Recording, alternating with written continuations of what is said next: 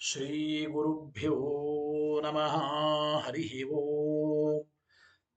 ಶುದ್ಧಾನಂದೋರು ಸಂವಿದ್ವಿತಿ ಬಲಬಹುಲೌದಾರ್ಯ ವೀರ್ಯಾದಿದೇಹಂ ಚಿಂತಾ ಸಂತಾಪಲೇಪೋದ್ಭವ ಮೃತಿ ಮುಖರಾಶೇಷ ದೋಷಾತಿ ದೂರಂ ಸದ್ಭಿರ್ವೈರಾಗ್ಯ ಭಕ್ತಿ ಶ್ರುತಿಮತಿ ನಿಯತ ಧ್ಯಾನ ಚ ಜ್ಞಾನ ಯೋಗಾತ್ ಗಮ್ಯಂ ವಂದೇ ಮುಕುಂದಾಭಿಧಮಮಲಮಲಂ ಬ್ರಹ್ಮ ವೇದಾಂತ ವೇದ್ಯಂ ಯಾಂಚಾಮಂದರಲೋಲಿತಾದ್ಯತಬುಧೈರ್ದ್ವಿದ್ಯೇಂದಿರಾ ನಿರ್ಜರೈಃ ಜಾತೋ ಭಾರತ ಪಾರಿಜಾತ ಸುತರು ಸದ್ಬ್ರಹ್ಮ ಸೂತ್ರಾಮೃತಂ ಆಸೀತ್ ತಂತ್ರ ಪುರಾಣ ಸನ್ಮಣಿಗಣೋ ಜಾತಃ ಸುಖೇಂದುಃ ಸದಾ ಸೋಯಂ ವ್ಯಾಸ ಸುಧಾನಿಧಿರ್ಭವತು ಮೇ ಭೂತೈಃ ಸತಾಂ ಭೂತಿದಃ ಸ್ವಂತಧ್ವಂತನಿಕೃಂತನೆ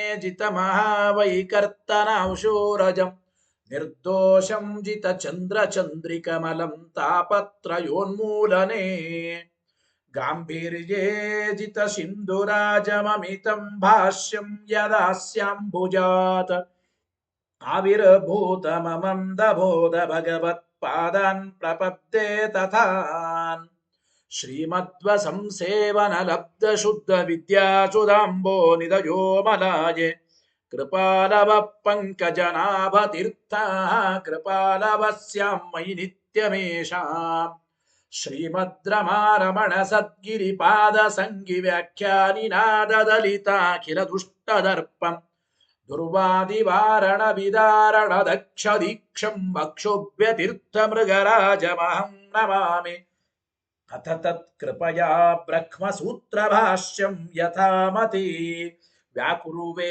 ಶ್ರೀಮದಾನಂದತೀರ್ಥಾರ್ಯ ಮುಖನಿಶ್ರುತಂ ಗಂಗಾ ಸಂಗೇನ ನೈರ್ಮಲ್ಯಂ ರತ್ಯಾದ್ಭಿರ್ಲಭ್ಯತೆ ಯಥಾ ವಾಚೋ ವಿಶುದ್ಧಿ ಸಿದ್ಧ್ಯರ್ಥಂ ಸಂಗಮ್ಯಂತೆ ಗುರೋರ್ಗಿರಃ ಅಥ ಅವಿದ್ಯಾಪಟಲಪಿಹಿತನಯನೈಃ ಅನ್ಯೈಃ ಅನ್ಯಥಾ ವ್ಯಾಖ್ಯಾತಾನಿ ಬ್ರಹ್ಮಸೂತ್ರಾಣಿ ಯಥಾವದ್ ವ್ಯಾಚಿಖ್ಯಾಸುಃ ಭಗವಾನಾಚಾರ್ಯವರ್ಯಃ ಪಾರೀಪ್ಸಿತಭಾಷ್ಯಸ್ಯ ಕೈವಲ್ಯಾದ್ಯಖಿಲ ಫಲಸಾಧನತಾದಿಸಿದ್ಧ್ಯರ್ಥಂ ನಿರಂತರಾಯ ಪರಿಸಮಾಪ್ತ್ಯಾದ್ಯರ್ಥಂಚ ನಾರಾಯಣ ನಮಸ್ಕಾರಂ ಗ್ರಥಯತೆ ಗ್ರಂಥಾರಂಭಂಚ ಪ್ರತಿಜಾನೀತೆ ನಾರಾಯಣಮಿತಿ ನಾರಾಯಣಂ ಗುಣೈಃ ಸರ್ವೈಃ ಉದೀರ್ಣಂ ದೋಷವರ್ಜಿತಂ ಜ್ಞೇಯಂ ಗಮ್ಯಂ ಗುಣೋಶ್ಚಾಪಿ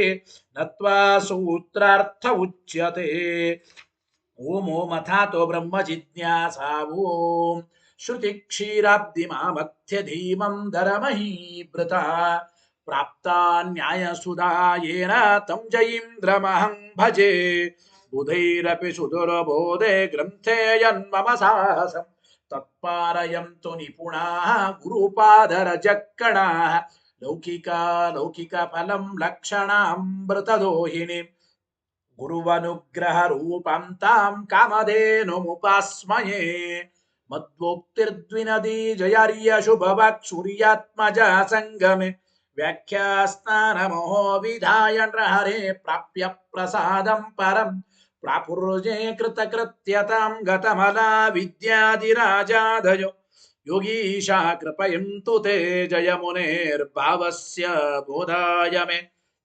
ಶುಕೇನ ಶಾಂತ್ಯಾದಿಷು ವಾङ्मयेषु ವ್ಯಾಸೇನ ಧೈರ್ಯಂ ಬುಧಿನೋಪಮೇಯಂ ಮನೋಜಜಿತ್ಯಾ ಮನಸಾಂ ನ್ಯಪತ್ಯ ರಘುತ್ತಮಾಖ್ಯಂ ಸ್ವಗುರುಂ ನಮಾಮಿ ನ ದಗ್ಧಂ ಯಸ್ಯ ಕೌಪೀನಂ ಅಗ್ನೋ ದತ್ತಮಪಿ ಸ್ಫುಟಂ ವೇದೌ ವ್ಯಾಸ ಗುರುಂ ನೌಮಿ ಶ್ರೀವೇದೇಶ ನಮಸ್ಕೃತಂ ಸತ್ಯನಾಥ ಗುರು ಪಾತು ಯೋಧೀರೋ ನವಚಂದ್ರಿಕಾ ನವಾಮೃತ ಗದಾ ತೀರ್ಥ ತಾಂಡವಾನಿ ವ್ಯಚೀಕೃಪತ ಆರೂಢಃ ಸಹಸಾಯತೀಂದ್ರ ಪದವೀಂ ಗತ್ವಾ ಚ ವಾರಾಣಸಿ ತತ್ರತ್ಯಾನ್ ಕುಮತ ಪ್ರಚಾರ ನಿರತಾನದ್ವೈತ ದಿಗ್ಧಂತಿನಃ ಪ್ರೌಢಾರ್ಥೇ ವಚನೆ ಸುಯುಕ್ತಿ ಖಚಿತೈ ಸಂಭೀಷಯನ್ಮೋದಯನ್ ಸತ್ಯಧ್ಯಾನ ಸುಖೇ ಸರಿ ವಿಜಯತೆ ಪಾದಾಸಿತ ಶ್ರೀಪತೆ ಪ್ರಾವೋಚದ್ಯೋತಿಕಂ ನ್ಯಾಯ ಸುಧಾವಾಕ್ಯಾರ್ಥ ಚಂದ್ರಿಕಾ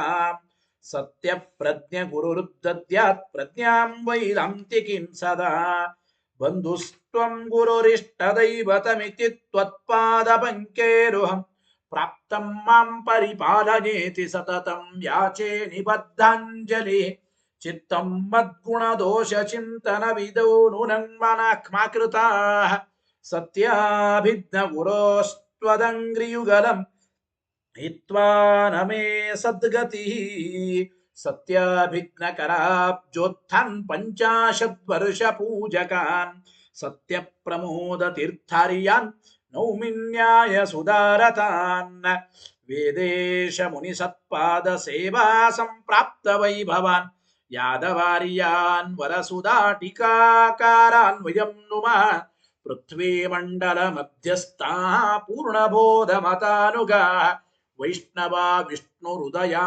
ತಾನ್ನಮಸ್ಸೆ ಗುರುನ್ಮಮ ಆಪಾದ ಮೌಲಿ ಪರ್ಯಂತಂ ಗುರುಣಾಮಾಕೃತಿಂ ಸ್ಮರೆತ್ ತೇನ ವಿಘ್ನಾಃ ಪ್ರಣಶ್ಯಂತೆ ಸಿದ್ಧ್ಯಂತಿ ಚ ಮನೋರಥಾಃ ಶುಭಾಂ ಧ್ಯಾಯಂತಿ ಯೇ ಕಾಮಾನ್ ಗುರುದೇವಃ ಪ್ರಸಾದಜಾನ್ ಇತರಾನ್ ಆತ್ಮಪಾಪೋತ್ಥಾನ್ ತೇಷಾಂ ವಿದ್ಯಾ ಫಲಿಷ್ಯತಿ ಯೈರಹಂ ಶುಕವತ್ ಸಮ್ಯಕ್ ಶಿಕ್ಷಿತೋಸ್ಮಿ ಕೃಪಾಲುಭಿಃ ಶ್ರೀಮತ್ ಸತ್ಯಾತ್ಮತೀರ್ಥಾರ್ಯಾನ್ ವಂದೇ ವಿದ್ಯಾ ಗುರುನ್ಮಮ ರಾಮಶಬ್ದಾರ್ಥವಕ್ತಾರಂ ಗಾಯತ್ರ್ಯರ್ಥಂಚ ಸಾಧಕಂ ಮಠಾಧಿಪೈರಮಾನಿತಂಚ ಸತ್ಯಾತ್ಮಾನಂ ಯತಿಂ ಭಜೆ ಸ್ವಸ್ತ್ಯಸ್ತು ಸತಾಮಖಿಲ ಸನ್ಮಂಗಲಾನಿ ಭವಂತು ಶ್ರೀ ಗುರುಭ್ಯೋ ನಮಃ ಹರಿ ಓಂ.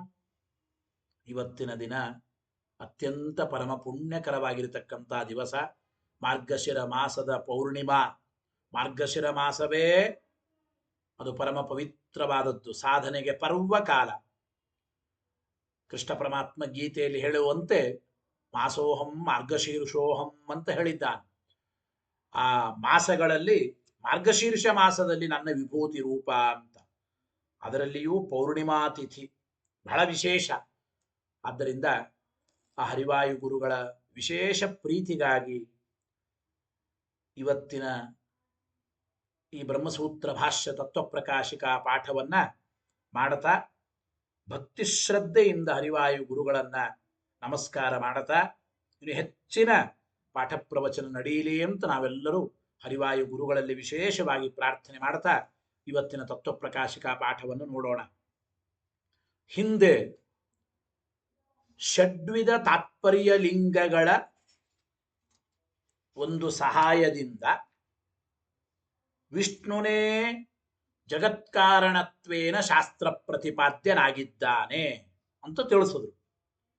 ಅಂದ್ರೆ ಒಂದು ವಿಷಯವನ್ನ ನಿರ್ಣಯ ಮಾಡಿಕೊಡೋದಕ್ಕೆ ಬೇಕಾದದ್ದು ಸಹಾಯಕವಾದದ್ದು ಷಡ್ವಿಧ ತಾತ್ಪರ್ಯ ಲಿಂಗಗಳು. ಉಪಕ್ರಮ ಉಪಸಂಹಾರ ಅಭ್ಯಾಸ ಪೂರ್ವತಾ ಫಲಂ ಅರ್ಥವಾದೋಪಪತ್ತಿ ಚ ಲಿಂಗಂ ತಾತ್ಪರ್ಯ ನಿರ್ಣಯೇ. ಉಪಕ್ರಮ ಉಪಸಂಹಾರ ಅಭ್ಯಾಸ ಅಪೂರ್ವತಾ ಫಲ ಅರ್ಥವಾದ ಉಪಪತ್ತಿ, ಹೀಗೆ ತಾತ್ಪರ್ಯ ಲಿಂಗಗಳನ್ನ ಕೇಳಿದ್ದೀವಿ. ಈ ಸಮನ್ವಯಾಧಿಕರಣದಲ್ಲಿ ಅಂದ್ರೆ ಇವತ್ತಿನ ಪಾಠ ಮೊದಲನೇ ಅಧ್ಯಾಯ ಸಮನ್ವಯಾಧ್ಯಾಯ. ಅಲ್ಲಿ ಪ್ರಥಮ ಪಾದ, 4ನೇ ಅಧಿಕರಣ, 4ನೇ ಸೂತ್ರ ಓಂ ತತ್ವ ಸಮನ್ವಯಾತ್ ಓಂ. ಇಲ್ಲಿ ಈ ಸಮನ್ವಯಾಧಿಕರಣದಲ್ಲಿ ತಾತ್ಪರ್ಯ ಲಿಂಗಗಳ ಮಧ್ಯದಲ್ಲಿ ಯಾವ ಸಂದರ್ಭಕ್ಕೆ ಹೇಗೆ ನಾವು ಅವುಗಳನ್ನ ಅಪ್ಲೈ ಮಾಡಿಕೊಳ್ಳಬೇಕು, ಅಂದ್ರೆ ಯಾವುದು ಬಾಧ್ಯವಾಗುತ್ತದೆ, ಯಾವುದು ಬಾಧಕವಾಗುತ್ತದೆ. ಯಾಕೆಂದ್ರೆ ಪ್ರಬಲ ದುರ್ಬಲ ಅಂತ ಭಾಗ ಇರುತ್ತದೆ, ಸಾವಕಾಶ ನಿರವಕಾಶಗಳು ಅಂತ ಇರುತ್ತವೆ. ಈ ರೀತಿ ಇದ್ದಾಗ ಯಾವುದು ದುರ್ಬಲ, ಯಾವುದು ಪ್ರಬಲ, ಯಾವುದು ಬಾಧ್ಯವಾಗುತ್ತದೆ, ಯಾವುದು ಬಾಧಕವಾಗುತ್ತದೆ, ಅದನ್ನ ಟೀಕಾಕೃತ್ಪಾದರು ಒಂದು ವಿಚಾರವನ್ನು ತಿಳಿಸಿಕೊಡ್ತಾ ಇದ್ರಿ. ಎಲ್ಲಾ ಕಡೆಗೂ ಕೂಡ ನೋಡಿ ಸಾಮಾನ್ಯವಾಗಿ ಏನು ಅಂದ್ರೆ ವಿರೋಧೇತು ದುರ್ಬಲ ಬಾಧಕತಯ ಪ್ರಬಲಂ ನಿರ್ಣಾಯಕಂ. ನೋಡಿ, ಈ ತಾತ್ಪರ್ಯ ಲಿಂಗಗಳ ಮಧ್ಯದಲ್ಲೇ ಏನಾದರೂ ವಿರೋಧ ಬಂದರೆ ವಿರೋಧೇತು, ಉಪಕ್ರಮ, ಉಪಸಂಹಾರ, ಅಭ್ಯಾಸ, ಪೂರ್ವತ, ಹೀಗೆ ಈ ತಾತ್ಪರ್ಯ ಲಿಂಗಗಳ ಮಧ್ಯದಲ್ಲೇ ಏನಾದರೂ ವಿರೋಧ ಬಂದರೆ ಆವಾಗ ದುರ್ಬಲವಾದ ತಾತ್ಪರ್ಯ ಲಿಂಗಕ್ಕೆ ಪ್ರಬಲವಾದ ತಾತ್ಪರ್ಯ ಲಿಂಗದ ಬಾಧವನ್ನ ಹೇಳಬೇಕು. ಯಾಕೆಂದ್ರೆ ಒಂದು ತಾತ್ಪರ್ಯ ಲಿಂಗ ಅದು ಪ್ರಬಲ ಅಂತಾದಾಗ ಆ ಪ್ರಬಲವಾದ ತಾತ್ಪರ್ಯ ಲಿಂಗದ ವಿರೋಧ ಆ ದುರ್ಬಲವಾದ ತಾತ್ಪರ್ಯ ಲಿಂಗಕ್ಕೆ ಇದ್ದಾಗ, ಅಂದ್ರೆ ಪ್ರಬಲವಾದ ತಾತ್ಪರ್ಯ ಲಿಂಗದ ಬಾಧ ದುರ್ಬಲವಾದ ತಾತ್ಪರ್ಯ ಲಿಂಗಕ್ಕೆ ಇದ್ದಾಗ ಆ ತಾತ್ಪರ್ಯ ಲಿಂಗ ಎಂಬುದು ಒಂದು ಅರ್ಥದಲ್ಲಿ ಅಪ್ರಮಾಣ, ಸಾವಕಾಶ ಅಂತ ಅನ್ಬೋದು. ಗೊತ್ತಾಯಿತೋ ಇದು? ಪ್ರಬಲವಾದದ್ದೇ ಆ ವಿಷಯವನ್ನು ಸಮರ್ಥನೆ ಮಾಡಿಕೊಡುವ ತಾತ್ಪರ್ಯ ನಿರ್ಣಾಯಕವಾದ ಲಿಂಗ ಅಂತ ಆಗುತ್ತದೆ. ಅಂದ್ರೆ ಪ್ರಬಲವಾದ ತಾತ್ಪರ್ಯ ಲಿಂಗವೇ ತಾತ್ಪರ್ಯ ನಿರ್ಣಾಯಕ ಅಂತ ಆಗುತ್ತದೆ. ದುರ್ಬಲವಾದ ಲಿಂಗ ಅದು ತಾತ್ಪರ್ಯ ನಿರ್ಣಾಯಕ ಆಗೋದಿಲ್ಲ. ಹೀಗೆ ವಿರೋಧೇತು, ಎರಡು ತಾತ್ಪರ್ಯ ಲಿಂಗಗಳ ಮಧ್ಯದಲ್ಲಿ ವಿರೋಧ ಇದ್ದಾಗ ದುರ್ಬಲ ಬಾಧಕತೆಯ, ದುರ್ಬಲವಾದ ತಾತ್ಪರ್ಯ ಲಿಂಗವನ್ನ ಬಾಧಿಸುವ ಮೂಲಕ ಪ್ರಬಲವಾದ ತಾತ್ಪರ್ಯ ಲಿಂಗವೇ ನಿರ್ಣಾಯಕಂ, ನಿರ್ಣಾಯಕವಾಗಿದೆ ಎಂಬ ಮಾತನ್ನು ಹೇಳ್ತಾ ಇದ್ದಾರೆ. ಇನ್ನು ಎರಡು ತಾತ್ಪರ್ಯ ಲಿಂಗಗಳ ಮಧ್ಯದಲ್ಲಿ ಸಾಮ್ಯ ಇದ್ದಾಗ ಎರಡು ಒಂದೇ ರೀತಿ ಲೆವೆಲ್ ಆಗಿವೆ. ಒಂದು ಪ್ರಬಲ ಒಂದು ದುರ್ಬಲ ಹಾಗೇನಿಲ್ಲ. ಈಗ ಎರಡೂ ಸಮಬಲವಾದ ತಾತ್ಪರ್ಯ ಲಿಂಗಗಳಿದ್ದಾಗ ಏನ್ ಮಾಡ್ಬೇಕು? ಸಾಮ್ಯೆ ನಿರವಕಾಶೇನ ಸಾವಕಾಶಂ ಬಾಧ್ಯತೆ. ಎರಡು ತಾತ್ಪರ್ಯ ಲಿಂಗಗಳ ಮಧ್ಯದಲ್ಲಿ ಸಮಬಲ ಇದ್ದಾಗ ಆವಾಗ ನಿರವಕಾಶವಾದ ತಾತ್ಪರ್ಯ ಲಿಂಗ ಪ್ರಬಲವಾಗುತ್ತದೆ. ಹೌದೋ ಇಲ್ಲ? ಸಮಬಲ ಇದ್ದಾಗಲೂ ಕೂಡ, ಅಂದ್ರೆ ಒಂದು ದುರ್ಬಲ ಒಂದು ಪ್ರಬಲ ಹಿಂಗೇನಿಲ್ಲ, ಎರಡೂ ತಾತ್ಪರ್ಯ ಲಿಂಗಗಳು ಸಮನಾಗಿವೆ. ಆ ಸಂದರ್ಭದಲ್ಲಿ ನಾವು ನಿರವಕಾಶತ್ವ ಸಾವಕಾಶತ್ವಗಳನ್ನ ಉಪಯೋಗಿಸಬೇಕು. ಅಂದರೆ ಸಮನಾದ ತಾತ್ಪರ್ಯ ಲಿಂಗಗಳ ಮಧ್ಯದಲ್ಲಿ ಯಾವುದು ನಿರವಕಾಶವಾದ ತಾತ್ಪರ್ಯ ಲಿಂಗ ಇರುತ್ತದೋ ಆ ನಿರವಕಾಶವಾದ ತಾತ್ಪರ್ಯ ಲಿಂಗವೇ ಮತ್ತೆ ಪ್ರಬಲವಾಗಿ ಸಾವಕಾಶವಾದ ತಾತ್ಪರ್ಯ ಲಿಂಗವನ್ನ ಬಾಧಿಸುತ್ತದೆ ಅಂತ ಅರ್ಥ ಮಾಡಿಕೊಳ್ಳಬೇಕು. ನಿರವಕಾಶೇನ ಸಾವಕಾಶಂ ಬಾಧ್ಯತೆ. ಇನ್ನು ಮೂರನೇ ವಿಚಾರ, ಮೂರನೇ ಅಂಶ, ಸ್ವಭಾವ ದುರ್ಬಲೇನಾಪಿ ನಿರವಕಾಶೇನ ಸ್ವಭಾವತಃ ಪ್ರಬಲಸ್ಯಾಪಿ ಸಾವಕಾಶಸ್ಯ ಬಾಧೋ ಭವತಿ. ಮೂರನೇದಾಗಿ ಹೇಳ್ತಾ ಇದ್ದಾರೆ, ಕೆಲವು ಕಡೆ ಸ್ವಾಭಾವಿಕವಾಗಿ ದುರ್ಬಲ ಆಗಿರುತ್ತದೆ ಒಂದು ತಾತ್ಪರ್ಯ ಲಿಂಗ ನಿಜ, ಆದರೆ ಅದು ಸ್ವಾಭಾವಿಕವಾಗಿ ದುರ್ಬಲವಾಗಿದ್ದರೂ ಕೂಡ ನಿರವಕಾಶವಾಗಿದ್ದರೆ ಮಾತ್ರ ಆ ತಾತ್ಪರ್ಯ ಲಿಂಗ, ಆ ಯುಕ್ತಿ ಅದು ನಿರವಕಾಶವಾದ ತಾತ್ಪರ್ಯ ಲಿಂಗ ಆಗಿದ್ರೆ ಅದು ಸ್ವಾಭಾವಿಕವಾಗಿ ದುರ್ಬಲವಾದರೂ ನಿರವಕಾಶವಾದ್ದರಿಂದ ಆ ತಾತ್ಪರ್ಯ ಲಿಂಗದಿಂದ ಸ್ವಾಭಾವಿಕವಾಗಿ ಪ್ರಬಲವಾಗಿದ್ದರೂ ಕೂಡ ಸಾವಕಾಶವಾಗಿದ್ರೆ ಆ ಸಾವಕಾಶವಾದ ತಾತ್ಪರ್ಯ ಲಿಂಗಕ್ಕೆ ಬಾಧ ಹೇಳಬೇಕು. ಅಂದ್ರೆ ಏನು? ಎರಡು ಯುಕ್ತಿಗಳನ್ನು ತಗೊಳ್ಳಿ, ಎರಡು ತಾತ್ಪರ್ಯ ಲಿಂಗಗಳು, ಒಂದು ಸ್ವಾಭಾವಿಕವಾಗಿ ದುರ್ಬಲ, ಇನ್ನೊಂದು ಸ್ವಾಭಾವಿಕವಾಗಿ ಪ್ರಬಲ. ಅವಾಗ ಏನ್ ಮಾಡಬೇಕು? ಸ್ವಾಭಾವಿಕವಾಗಿ ಪ್ರಬಲ ಆದರೂ ಕೂಡ ಒಂದು ತಾತ್ಪರ್ಯ ಲಿಂಗ ಅದು ಸಾವಕಾಶ ಅಂತಾಗಿದ್ದರೆ ನಿರವಕಾಶವಾದ ತಾತ್ಪರ್ಯ ಲಿಂಗದಿಂದ ಬಾಧಿಸಲ್ಪಡುತ್ತದೆ. ಅಂದ್ರೆ ಆ ನಿರವಕಾಶವಾದ ತಾತ್ಪರ್ಯ ಲಿಂಗ ಸ್ವಾಭಾವಿಕವಾಗಿ ದುರ್ಬಲ ಆಗಿರಬಹುದು, ಆದರೆ ಸ್ವಾಭಾವಿಕವಾಗಿ ದುರ್ಬಲವಾದರೂ ಕೂಡ ನಿರವಕಾಶ ಯುಕ್ತಿ ಅಂತಾಗಿದ್ದರೆ ಸಾವಕಾಶವಾದ ಅಂದ್ರೆ ಸ್ವಾಭಾವಿಕವಾಗಿ ಪ್ರಬಲ ಆಗಿದ್ದರೂ ಕೂಡ ಆ ಸಾವಕಾಶವಾದ ತಾತ್ಪರ್ಯ ಲಿಂಗವನ್ನ ಬಾಧಿಸುತ್ತದೆ ಅಂತ ಅರ್ಥ ಮಾಡಿಕೊಳ್ಳಬೇಕು.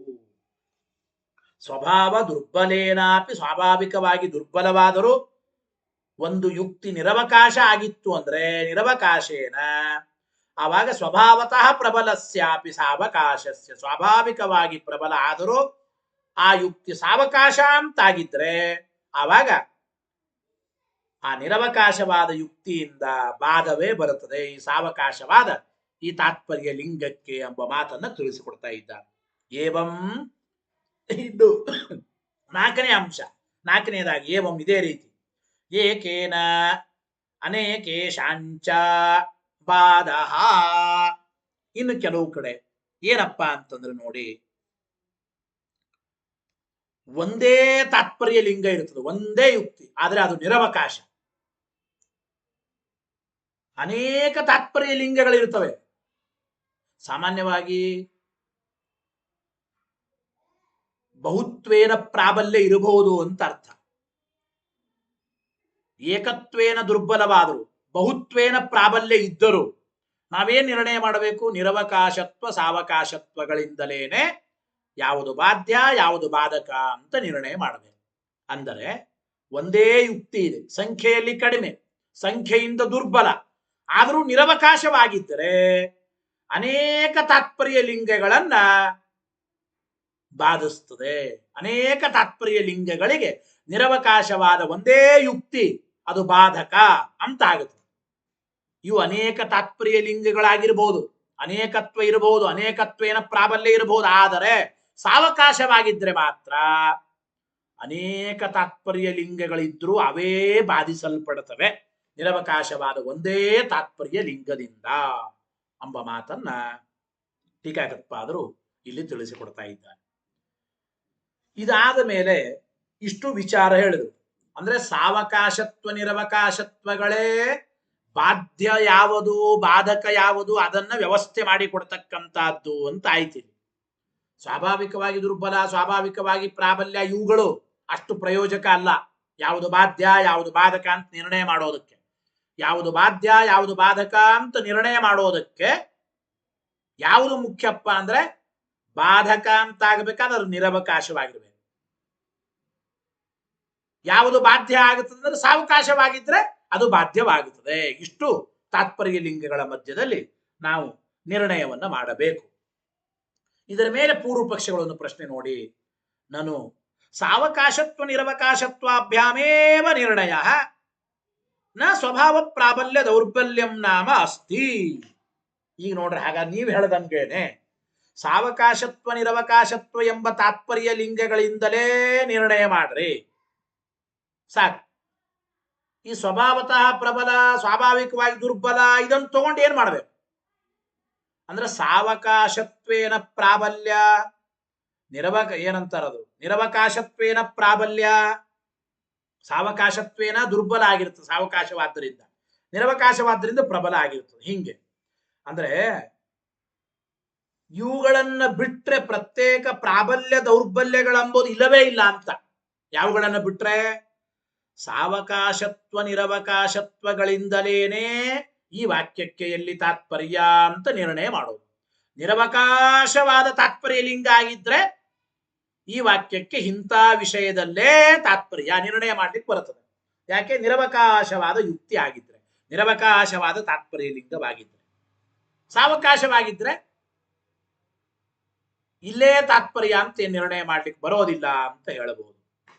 ಅಂದ್ರೆ ಅಭಿಪ್ರಾಯ ನೋಡಿ, ಸಾವಕಾಶತ್ವ ನಿರವಕಾಶತ್ವಗಳಿಂದಲೇನೆ ತಾತ್ಪರ್ಯವನ್ನು ನಿರ್ಣಯ ಮಾಡ್ಲಿಕ್ಕೆ ಬರ್ತಾ ಇರುವಾಗ ಅದರಿಂದ ಭಿನ್ನವಾಗಿ ಪ್ರತ್ಯೇಕವಾಗಿ ಸ್ವಾಭಾವಿಕವಾಗಿ ಪ್ರಾಬಲ್ಯ ದೌರ್ಬಲ್ಯಗಳು ಇವುಗಳನ್ನು ತಗೊಂಡು ಏನ್ ಮಾಡೋದು? ಸಾವಕಾಶತ್ವ ನಿರವಕಾಶತ್ವ ಎಂಬ ತಾತ್ಪರ್ಯ ಲಿಂಗಗಳನ್ನು ಬಿಟ್ಟು ಪ್ರತ್ಯೇಕವಾಗಿ ಪ್ರಾಬಲ್ಯ ದೌರ್ಬಲ್ಯಗಳಿಂದ ಕೂಡಿದ ಲಿಂಗಗಳು ಅಂತ ಉಂಟಾ? ಇಲ್ಲಲ್ಲ ಅಂತ. ದುರ್ಬಲ ಪ್ರಬಲಯೋ ಸಾವಕಾಶತ್ವಾದಿ ನಿಯಮಾತ ನೋಡಿ. ಜಗತ್ತಿನಲ್ಲಿ ಯಾವಾಗಲೂ ನಿಯಮ, ಯಾವುದು ದುರ್ಬಲ ಆಗಿರುತ್ತದೋ ಅದು ಸಾವಕಾಶರೇ, ಯಾವುದು ಪ್ರಬಲ ಆಗಿರುತ್ತೋ ಅದು ನಿರವಕಾಶ ಅಷ್ಟೇ. ಅಂದ್ರೆ ಅವ್ರು ಹೇಳೋ ಒಂದು ಮಾತು, ನಿರವಕಾಶತ್ವ ಸಾವಕಾಶತ್ವಗಳಿಂದಲೇನೆ ತಾತ್ಪರ್ಯ ನಿರ್ಣಯ ಮಾಡಿಬಿಡಿ. ಸ್ವಾಭಾವಿಕವಾಗಿ ದುರ್ಬಲ, ಸ್ವಾಭಾವಿಕವಾಗಿ ಒಂದು ಪ್ರಬಲ ಹಿಂಗೆಲ್ಲ ಹೇಳಬೇಡ್ರಿ ಅಂತ. ಗೊತ್ತಾಯ್ತೋ ಇಲ್ಲ? ಈಗ ನಿರವಕಾಶ ಆಗಿದ್ರೆ ಅದು ಪ್ರಬಲ ಆಗೇ ಆಗಿರುತ್ತದೆ, ಸಾವಕಾಶ ಆಗಿದ್ರೆ ಅದು ದುರ್ಬಲ ಆಗಿರುತ್ತದೆ ಅಷ್ಟೇ. ದುರ್ಬಲ ಪ್ರಬಲಯೋ ಸಾವಕಾಶತ್ವಾದಿ ನಿಯಮ. ದೌರ್ಬಲ್ಯವನ್ನ ಪ್ರಾಬಲ್ಯವನ್ನ ನಿರ್ಣಯ ಮಾಡೋದು ಹೇಗೆ? ನಿರವಕಾಶವಾಗಿದ್ರೆ ಪ್ರಬಲ, ಸಾವಕಾಶವಾಗಿದ್ರೆ ದುರ್ಬಲ ಅಷ್ಟೇ. ಅದನ್ನು ಬಿಟ್ಟು ಪ್ರತ್ಯೇಕ ಏನಿಲ್ಲಲ್ಲ ಅಂತ ಅವರು ಗೊತ್ತಿಲ್ಲ. ಆಮೇಲೆ ಅನ್ಯಥಾ ಅನ್ಯಥಾ ಒಂದು ವೇಳೆ ಈ ರೀತಿ ಒಪ್ಪದೆ ಹೋದ್ರೆ ಅದರ ನಿರವಕಾಶತ್ವ ಸಾವಕಾಶತ್ವಗಳಿಂದಲೇನೆ ಎಲ್ಲಿ ತಾತ್ಪರ್ಯ ಅಂತ ನಿರ್ಣಯ ಮಾಡಬೇಕು. ಈ ರೀತಿ ನಾವು ಹೇಳಿದ್ದನ್ನು ನೀವು ಒಪ್ಪದೇ ಹೋದರೆ ಅನ್ಯಥಾ ವಾಕ್ಯ ಅಪ್ರಾಮಾಣ್ಯಾಪತ್ತೇ ಇತಿ. ವಾಕ್ಯ ಅಪ್ರಾಮಾಣ್ಯಾಪತ್ತೇ ಇತಿ. ಯಾಕೆಂದ್ರೆ ಎರಡೂ ನಿರವಕಾಶವಾಗಿದ್ದರೆ ಉಪಕ್ರಮಾದಿ ಅವಾಂತರ ವಾಕ್ಯಗಳು ವಿರುದ್ಧವಾಗುತ್ತವೆ. ಗೊತ್ತಾಯ್ತೋ ಇಲ್ಲ? ಈಗ ಕೆಲವು ಕಡೆ ಅಂದ್ರೆ ಈ ನಾವು ಹೇಳಿದ ನಿಯಮ ನೀವು ಒಪ್ಪದೆ ಹೋದರೆ ಸಾವಕಾಶತ್ವ ನಿರವಕಾಶತ್ವಗಳಿಂದಲೇ ತಾತ್ಪರ್ಯ ನಿರ್ಣಯ ಮಾಡಬೇಕು. ಸ್ವಾಭಾವಿಕವಾಗಿ ಪ್ರಾಬಲ್ಯ ದೌರ್ಬಲ್ಯಗಳು ಇದೆಲ್ಲ ಬೇಕಾಗಿಲ್ಲ ಅಂತ ನಾವು ಹೇಳಿದ್ವಿ. ಇದನ್ನು ಒಪ್ಪದೆ ಹೋದರೆ ಕೆಲವು ಕಡೆ ಎರಡು ತಾತ್ಪರ್ಯ ಲಿಂಗಗಳೂ ನಿರವಕಾಶವಾಗಿವೆ. ಅವಾಗೇನಾಗುತ್ತದೆ? ಉಪಕ್ರಮಾದಿ ಅವಾಂತರ ವಾಕ್ಯಗಳು ವಿರುದ್ಧವಾದ ಎರಡು. ಈ ಯಾವಾಗಲೂ ಕೂಡ ಎರಡೂ ನಿರವಕಾಶವಾದಾಗ ಎರಡರ ಮಧ್ಯದಲ್ಲಿ ವಿರೋಧ ಬಂದ್ರೆ ಈ ವಾಕ್ಯದ ಅರ್ಥನೂ ಸರಿ ಆ ವಾಕ್ಯದ ಅರ್ಥನೂ ಸರಿ ಅಂತೂ ಹೇಳಿಕ್ ಬರಲ್ಲ. ವಿರೋಧಿಗಳಾದ ಎರಡರ ಮಧ್ಯದಲ್ಲಿ ಎರಡೂ ಸರಿ ಎಂಬ ಅರ್ಥ, ಎರಡು ವಾಕ್ಯಾರ್ಥಗಳು ಇವೆ ಅಂತ ಹೇಳಿ ಆ ರೀತಿ ಹೇಳಲಿಕ್ಕೆ ಆಗಲ್ಲ, ಅದು ಸಾಧ್ಯವಿಲ್ಲ. ಹಾಗಾದ್ರೆ ಏನ್ ಮಾಡ್ಬೇಕಾಗುತ್ತದೆ ಅಂತಂದ್ರೆ ಎರಡು ವಾಕ್ಯಾರ್ಥಗಳು ಅವು ಸರಿ ಅಂತ ಅಲ್ಲಿಕ್ಕಾಗಲ್ಲ. ಆದ್ರಿಂದ ಒಂದನ್ನ ಅಪ್ರಮಾಣ ಅನ್ನಲೇಬೇಕು. ಗೊತ್ತಾಯ್ತಲ್ಲ? ವಾಕ್ಯ ಅಪ್ರಾಮಾಣ್ಯ ಪತ್ತೆ, ಒಂದನ್ನ ಅಪ್ರಾಮಾಣ್ಯ ಅನ್ನಲೇಬೇಕು. ಆದ್ದರಿಂದ ಈ ರೀತಿ ನಾವು ಹೇಳಿದ್ದನ್ನೇ ಒಪ್ಪಬೇಕು. ಬಾಧ್ಯವಾಗಬೇಕಾದ್ರೆ ಸಾವಕಾಶತ್ವನೇ ಕಾರಣ, ಬಾಧಕ ಆಗಬೇಕಾದ್ರೆ ನಿರವಕಾಶತ್ವನೇ ಕಾರಣ ಅಂತ ಅನ್ನಬೇಕು. ಅದನ್ನ ಬಿಟ್ಟು ದುರ್ಬಲ ಆಗಿದ್ರೆ ಬಾಧ್ಯ ಆಗುತ್ತದೆ, ಪ್ರಬಲ ಆಗಿದ್ರೆ ಅದು ಬಾಧಕ ಆಗುತ್ತದೆ, ಇವೆಲ್ಲ ಪ್ರಯೋಜಕ ಅಲ್ಲ. ಬಾಧ್ಯವಾಗೋದಕ್ಕೂ ಬಾಧಕವಾಗೋದಕ್ಕೂ ದೌರ್ಬಲ್ಯ ಪ್ರಾಬಲ್ಯಗಳು ಪ್ರಯೋಜಕವಲ್ಲ. ಯಾಕೆ ಈ ವಾಕ್ಯ ಬಾಧ್ಯ ಆಗುತ್ತದಂದ್ರೆ ಸಾವಕಾಶವಾದ್ದರಿಂದ. ಇಷ್ಟೇ ಹೇಳಿ ಸಾಕು. ಈ ವಾಕ್ಯ ಯಾಕೆ ಬಾಧಕ ಆಯಿತು ಅಂದ್ರೆ ಅದು ನಿರವಕಾಶವಾದ್ದರಿಂದ. ಪ್ರಾಬಲ್ಯ ದೌರ್ಬಲ್ಯಗಳಿಂದ ಬಾಧ್ಯ ಬಾಧಕಗಳನ್ನು ನಿರ್ಣಯ ಮಾಡಬಾರದು ಅಂತ ಅವರಂತ ಇದ್ದಾರೆ ಪೂರ್ವ ಪಕ್ಷಿಗಳು. ಅಂದ್ರೆ ಮೈವಂ ಮಾಯೇವಂ ಹೀಗೆ ಪ್ರಶ್ನೆ ಮಾಡಬೇಡಿ ಅಂದ್ರು. ಹೀಗೆ ಅನಬೇಡಿ.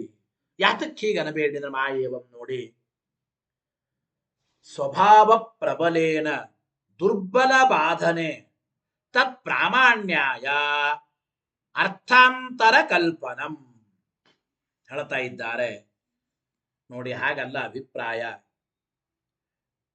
ಕೆಲವು ಕಡೆ ಏನಾಗಿರ್ತದಪ್ಪ ಅಂದ್ರೆ ಸ್ವಾಭಾವಿಕವಾಗಿ ಪ್ರಬಲವಾದ ಲಿಂಗದಿಂದ ದುರ್ಬಲವಾದ ತಾತ್ಪರ್ಯ ಲಿಂಗಕ್ಕೆ ಬಾಧ ಹೇಳೋದು ಅಂದ್ರೆ ಅಭಿಪ್ರಾಯ ಏನು?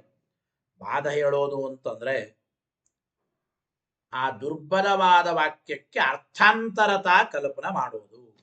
ಈಗ ನೀವಂದ್ರಿ ಎರಡೂ ನಿರವಕಾಶವಾಗಿವೆ, ಎರಡೂ ನಿರವಕಾಶವಾದ ಮೇಲೆ ಎರಡು ವಾಕ್ಯಾರ್ಥಗಳು ಸರಿ ಅಂತ ಅಲ್ಲಿಗೆ ಬರಲ್ರಿ. ವಿರುದ್ಧವಾದವುಗಳು ಎರಡು ವಾಕ್ಯಾರ್ಥಗಳು ಸರಿ ಅಂತ ಅಂಬೋದು ಹೇಗೆ ಅಂತ ಪ್ರಶ್ನೆ. ಹಾಗಾದ್ರೆ ಒಂದನ್ನ ಅಪ್ರಮಾಣನಲ್ಲೇ ಬೇಕು ಅಂತ ನೀವಂದ್ರಿ. ಹಂಗೇನಿಲ್ಲ, ನಾವು ಹೇಳ್ತೇವೆ ನೋಡಿ, ಎರಡೂ ನಿರವಕಾಶವಾದಾಗಲೂ ಒಂದು ಮಾತು, ಸ್ವಾಭಾವಿಕವಾಗಿ ಯಾವುದು ಪ್ರಬಲವೋ ಅದರ ಬಾಧವನ್ನ ಸ್ವಾಭಾವಿಕವಾಗಿ ದುರ್ಬಲವಾದದ್ದಕ್ಕೆ ನಾವು ಹೇಳ್ತೇವೆ. ಹಾಗಾದ್ರೆ ಅದು ಅಪ್ರಮಾಣ ಅಂದ್ರೆ ಅಪ್ರಮಾಣ ಅಂತ ಅಭಿಪ್ರಾಯ ಇಲ್ಲ, ಅದಕ್ಕೆ ಅನ್ಯಾರ್ಥ ಕಲ್ಪನೆ ಮಾಡಬೇಕು ಅಂತ ನಮ್ಮ ವ್ಯವಸ್ಥೆ ಇದೆ. ಸ್ವಾಭಾವಿಕವಾಗಿ ಪ್ರಬಲವಾದದ್ದರ ಬಾಧ ಬಂದಾಗ ಈ ದುರ್ಬಲವಾದ ವಾಕ್ಯಕ್ಕೆ ಅಪ್ರಾಮಾಣ್ಯ ಹೇಳಲಿಕ್ಕಾಗಲ್ಲ. ಅದು ಪ್ರಮಾಣವೇ ಆಗಿದೆ ನಿಜ, ಅದರ ಪ್ರಾಮಾಣ್ಯ ರಕ್ಷಣೆ ಆಗಬೇಕು. ಆವಾಗ ತತ್ ಪ್ರಾಮಾಣ್ಯಾಯ, ಅದರ ಪ್ರಾಮಾಣ್ಯ ರಕ್ಷಣೆಗಾಗಿ ಆ ದುರ್ಬಲವಾದ ವಾಕ್ಯಕ್ಕೆ ಅರ್ಥಾಂತರತಾ ಕಲ್ಪನೆಯನ್ನ ಮಾಡಬೇಕು, ಅರ್ಥಾಂತರತಾ ಕಲ್ಪನೆಯನ್ನ ಮಾಡಬೇಕು ಎಂಬ ಅಭಿಪ್ರಾಯವನ್ನ, ಅಂದರೆ ಲಕ್ಷಣಯ ಅರ್ಥವನ್ನ ಹೇಳಬೇಕು. ಲಕ್ಷಣಾದಿಗಳ ಮೂಲಕ ದುರ್ಬಲವಾದ ವಾಕ್ಯಕ್ಕೆ ಅರ್ಥಾಂತರತಾವನ್ನ ಹೇಳಬೇಕು. ಇದೆ ದುರ್ಬಲತ್ವ ಅಂದ್ರೆ ಇದೆ. ಪ್ರಬಲವಾಗೋದು ಅಂದ್ರೆ ಏನು? ಬೇರೆ ಅರ್ಥ ಮಾಡ್ಲಿಕ್ಕೆ ಬರಲ್ಲ. ದುರ್ಬಲವಾದ ವಾಕ್ಯ ಅಂದ್ರೆ ಏನು? ನಿರವಕಾಶವಾಗಿರ್ಬೋದು, ಅದು ದುರ್ಬಲ ನಿರವಕಾಶ, ಹಾಗಾದ್ರೆ ಅಪ್ರಮಾಣ ಅಲ್ಲಿಗೆ ಬರಲ್ಲ. ಹಾಗಾದ್ರೆ ಏನ್ ಮಾಡ್ಬೇಕು ಅಂದ್ರೆ ಅದು ದುರ್ಬಲ ಅಂತಂದ್ರೆ ಅರ್ಥಾಂತರತಾ ಕಲ್ಪನಾ ಮಾಡ್ಲಿಕ್ಕೆ ಬರುತ್ತದೆ ಅಂತ ಅರ್ಥ. ಅರ್ಥಾಂತರತಾ ಕಲ್ಪನಾ ಮಾಡೋದು ಅಂಬೋದೇನೆ ಆ ವಾಕ್ಯಕ್ಕೆ ದೌರ್ಬಲ್ಯ ಇದೆ ಅಂತ ಅರ್ಥ.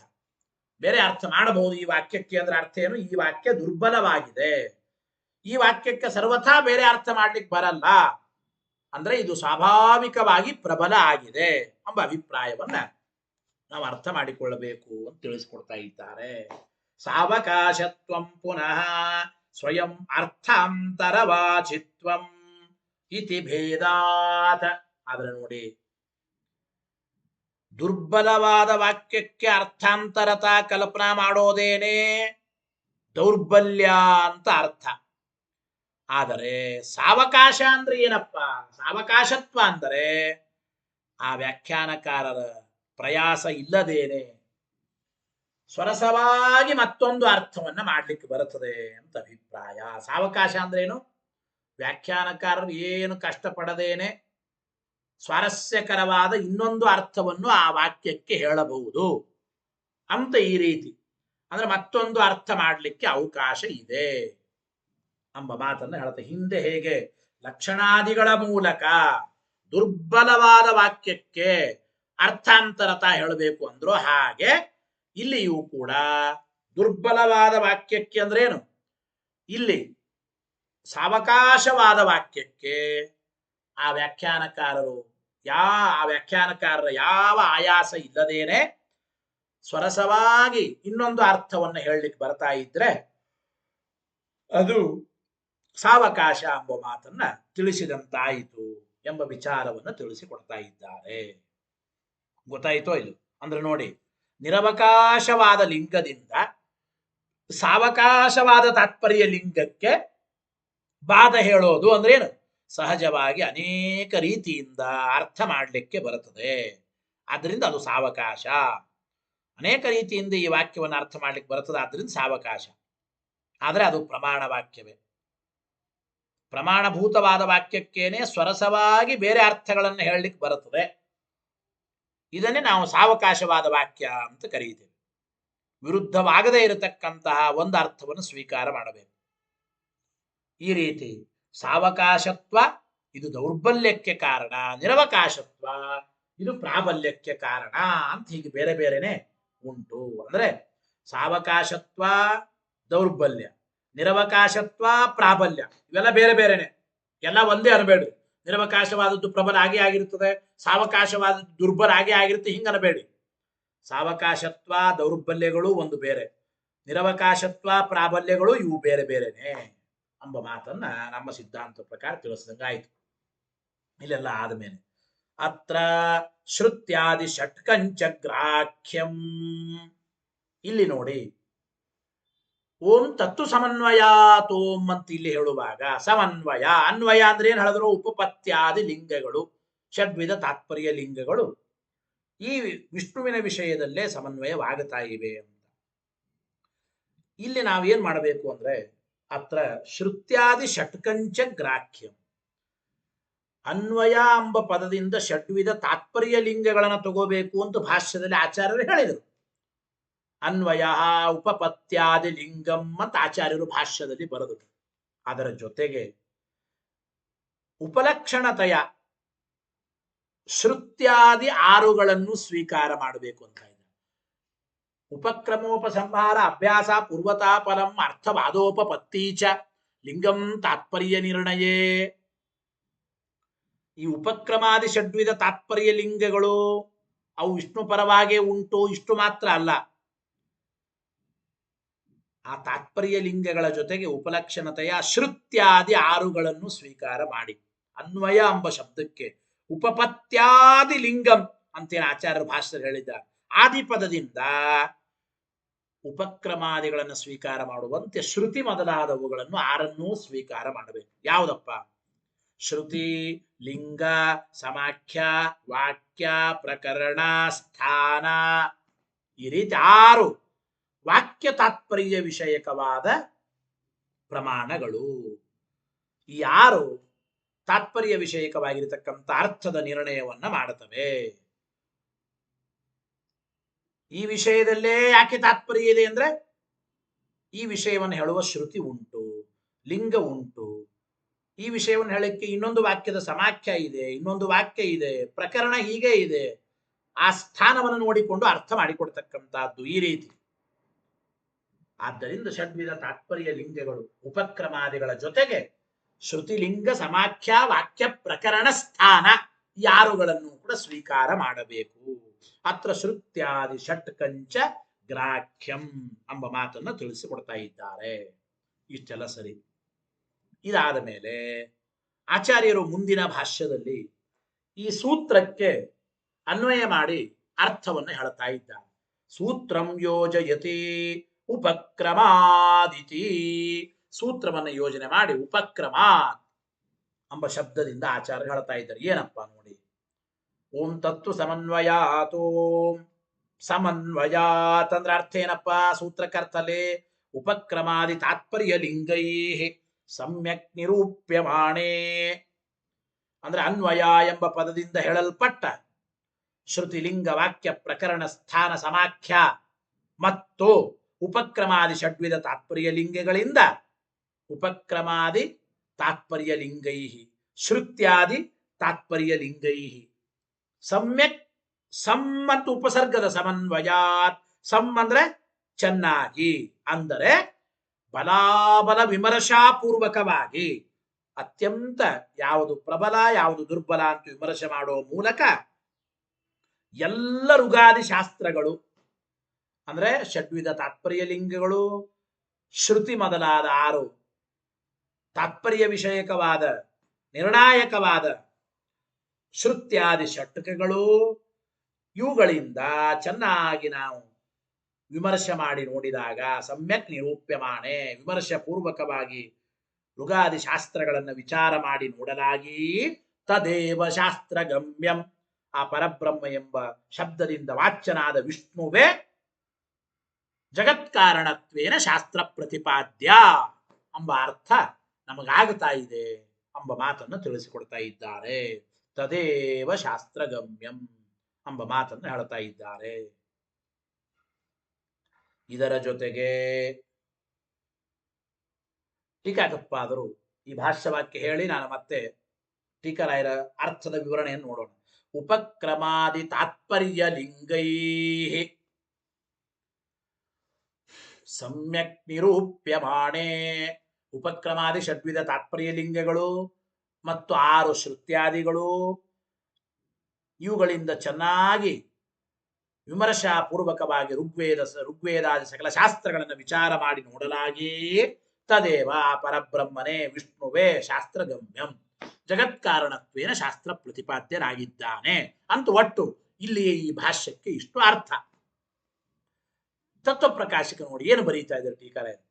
ಪಾಶುಪತಾದಿ ಶಾಸ್ತ್ರೋಕ್ತಂ ಪಾಶುಪತಾದಿ ಶಾಸ್ತ್ರಗಳಲ್ಲಿ ಹೇಳಲ್ಪಟ್ಟ ಪ್ರತೀತಮಪಿ ವೇದಾದಿ ಶಾಸ್ತ್ರಗಳಲ್ಲಿ ಬೇರೆಯವರಿಗೆ ಪ್ರತೀತವಾಗಿರಬಹುದು, ಆದರೂ ನ ಅನ್ಯೇಷಾಂ ಶಾಸ್ತ್ರಯೋನಿತ್ವಂ ಆದರೆ ಸರ್ವಥಾ ಜಗತ್ಕಾರಣತ್ವೇನ ಶಾಸ್ತ್ರಯೋನಿತ್ವ ಅಂದ್ರೆ ಜಗತ್ತಿಗೆ ಕಾರಣ ಅಂತ ಶಾಸ್ತ್ರದಲ್ಲಿ ಪ್ರತಿಪಾದ್ಯನಾದ ವ್ಯಕ್ತಿ ರುದ್ರಾದಿಗಳಲ್ಲ. ಯಾಕೆ? ಪಾಶುಪತಾದ್ಯುಕ್ತ್ಯಾದೇಹ ಶಾಸ್ತ್ರ ನಿರ್ಣಾಯಕತ್ವ ಅಭಾವಾತ್. ಪಾಶುಪತಾದಿ ಶಾಸ್ತ್ರದ ಮಾತುಗಳು ಪಾಶುಪತಾದಿ ಶಾಸ್ತ್ರಗಳಲ್ಲಿ ಹೇಳಿದ್ದು ಅದು ಸರ್ವಥಾ ಶಾಸ್ತ್ರದ ನಿರ್ಣಾಯಕ ಅಂತಾಗೋದಿಲ್ಲ. ಪಾಶುಪತಾದಿಗಳಲ್ಲಿ ಹೇಳಿರತಕ್ಕಂಥದ್ದು ಅದು ಶಾಸ್ತ್ರದ ತತ್ವವನ್ನ ಇದಮಿತ್ತಂ ಅಂತ ನಿರ್ಣಯ ಮಾಡಲಿಕ್ಕೆ ಪಾಶುಪತಾದಿಗಳಲ್ಲಿ ಹೇಳಿದ ಯುಕ್ತಿಗಳು ಅವು ಉಪಯೋಗ ಆಗೋದಿಲ್ಲ, ಉಕ್ತಿ ಉಪಯೋಗ ಆಗೋದಿಲ್ಲ. ಯಾಕೆ?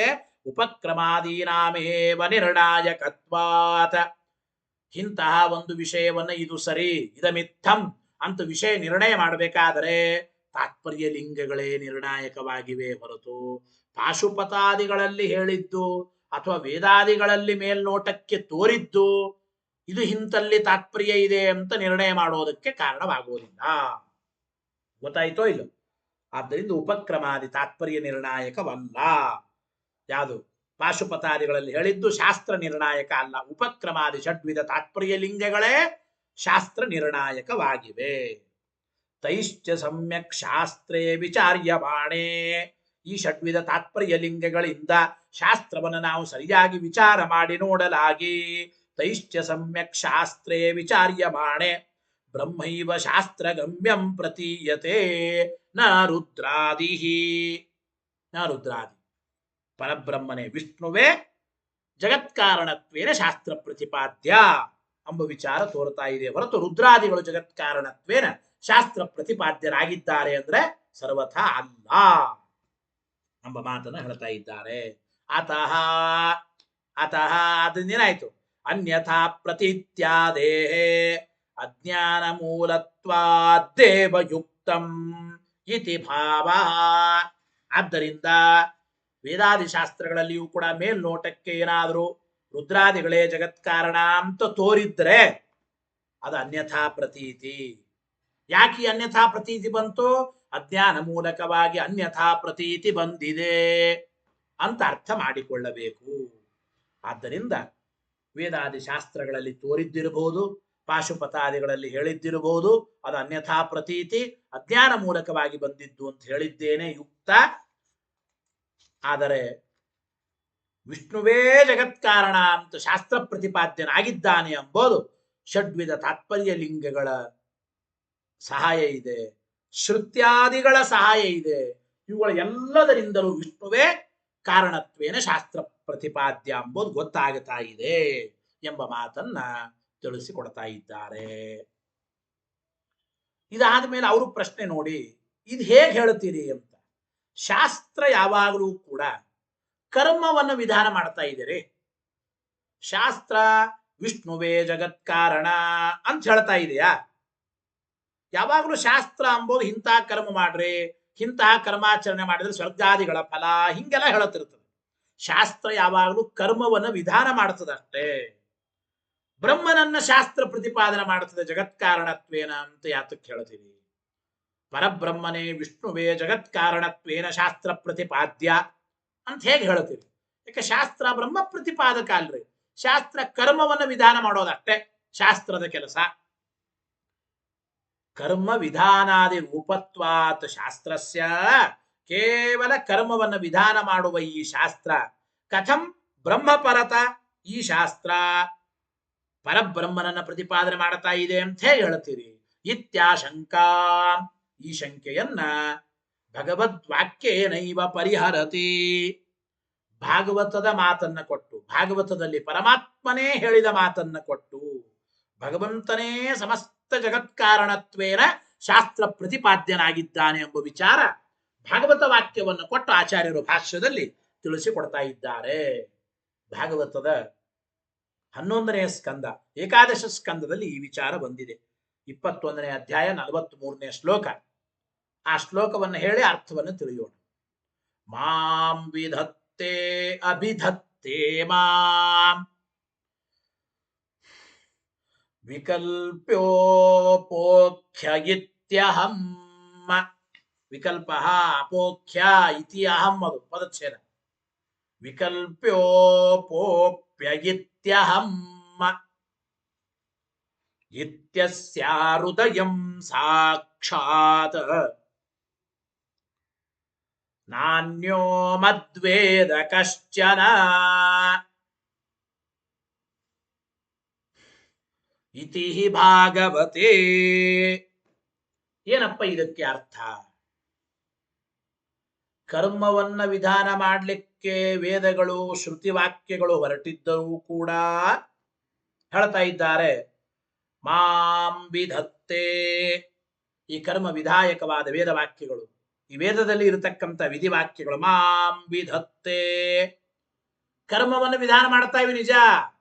ಈ ವೇದವಾಕ್ಯಗಳು ಕರ್ಮ ವಿಧಾನ ಮಾಡೋದು ಯಾತಕ್ಕಾಗಿ ಕರ್ಮವನ್ನು ವಿಧಾನ ಮಾಡ್ತಾ ಇವೆ ಅಂದ್ರೆ ಮಾಂ ವಿಧತ್ತೆ, ನನ್ನ ಪ್ರೀತಿಗಾಗಿ ಕರ್ಮವನ್ನು ವಿಧಾನ ಮಾಡ್ತೇವೆ.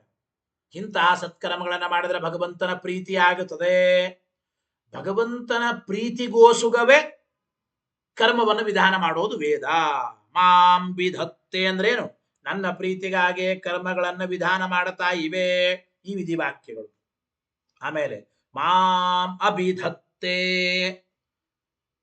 ನಿಮ್ಮ ವಿಷ್ಣುವಿನ ಪ್ರೀತಿಗಾಗಿ ಕರ್ಮದ ವಿಧಾನ ಹೇಗ್ರಿ?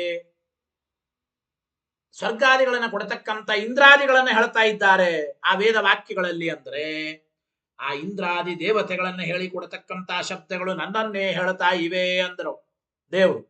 ಮಾಮಭಿಧತ್ತೆ, ಇಂದ್ರಾದಿ ಶಬ್ದಗಳು ಕೂಡ ನನ್ನನ್ನೇ ಹೇಳ್ತಾ ಇವೆ. ಇಂದ್ರಾದಿ ಶಬ್ದಗಳು ನನ್ನನ್ನೇ ಹೇಳ್ತಾ ಇವೆ. ಬಹುರೂಪ ಅಂತ ನನ್ನನ್ನು ಹೊಗಳ್ತಾ ಇವೆ ಅಂತ ಅಭಿಪ್ರಾಯ. ಗೊತ್ತಾಯ್ತೋ ಇಲ್ಲ? ಬಹುರೂಪ ಅಂತ ನನ್ನನ್ನು ಹೊಗಳ್ತಾ ಇವೆ. ಅಂದರೆ ನಾನು ವಾಸುದೇವ ಸಂಕರ್ಷಣ ನಾರಾಯಣ ಪ್ರದ್ಯುಮ್ನ ಅನಿರುದ್ಧ, ಅನಿರುದ್ಧ ಪ್ರದ್ಯುಮ್ನ ಸಂಕರ್ಷಣ ವಾಸುದೇವ ನಾರಾಯಣ ಅಂತ ಹೇಳ್ತೇವೆ ಇಲ್ಲ? ಬಹುರೂಪಗಳುಳ್ಳ ನನ್ನನ್ನೇ ಈ ವೇದಗಳು ತಿಳಿಸಿಕೊಡ್ತಾ ಇವೆ. ಮಾಮಭಿಧತ್ತೆ, ಇಂದ್ರಾದಿ ಶಬ್ದಗಳು ಕೂಡ ನನ್ನನ್ನೇ ಹೇಳ್ತಾ ಇವೆ. ಬಹುರೂಪ ಅಂತ ನನ್ನನ್ನೇ ಹೊಗಳ್ತಾ ಇವೆ. ಸರಿ, ವಿಧಾನ ಮಾಡೋ ವಾಕ್ಯಗಳು, ಕರ್ಮ ವಿಧಾಯಕವಾದ ವಾಕ್ಯಗಳು ಏನೋ ದೇವರನ್ನೇ ಹೇಳಿಕೊಡ್ತವೆ. ದೇವರ ಪ್ರೀತಿಗಾಗಿಯೇ ಕರ್ಮವನ್ನು ವಿಧಾನ ಮಾಡ್ತಾವ ಅನುಭವದಪ್ಪ. ಇದನ್ನ ಮಾಡಬೇಡ ಅದನ್ನ ಮಾಡಬೇಡ ಅಂತ ವೇದ ವಾಕ್ಯ ಹೇಳ್ತಾನೆ. ನಪಲಾಂಡುಂ ಭಕ್ಷ ಗೀತ, ಉಳ್ಳಾಗಡ್ಡಿ ತಿನ್ನಬೇಡ, ಗೌಹೂಪದಾನ ಸ್ಪೃಷ್ಟವ್ಯ, ಆಕಳನ ಕಾಲಿಂದ ಒದಿಯಬೇಡ. ಗೊತ್ತಾಯ್ತೋ ಇಲ್ಲ? ಹಿಂಗೆ ನಿಷೇಧ ಮಾಡತಕ್ಕಂತ ವಾಕ್ಯಗಳು ಎಲ್ಲಿ ದೇವರನ್ನು ಹೇಳಿಕೊಡ್ತವೆ ಅಂತಂದರೆ, ನಿಷೇಧ ವಾಕ್ಯಗಳು ಕೂಡ ಅವು ದೇವರನ್ನು ಹೇಳಿಕೊಡೋದರಲ್ಲೇ ಪರಿವಸಾನವಾಗುತ್ತವೆ. ವಿಕಲ್ಪ್ಯೋ ಅಪೋಖ್ಯಗಿತ್ಯಹಂ, ನಿಷೇಧ ವಾಕ್ಯಗಳು ಕೂಡ ಇಂಥ ಕಾರ್ಯ ಮಾಡಬೇಡ ಅಂತ ನಿಷೇಧ ಯಾಕೆ ಹೇಳ್ತಾ ಇವೆ? ಇದು ದೇವರಿಗೆ ಪ್ರಿಯವಲ್ಲ, ದೇವರ ಅಪ್ರೀತಿಗೆ ಕಾರಣ ಆಗುತ್ತದೆ.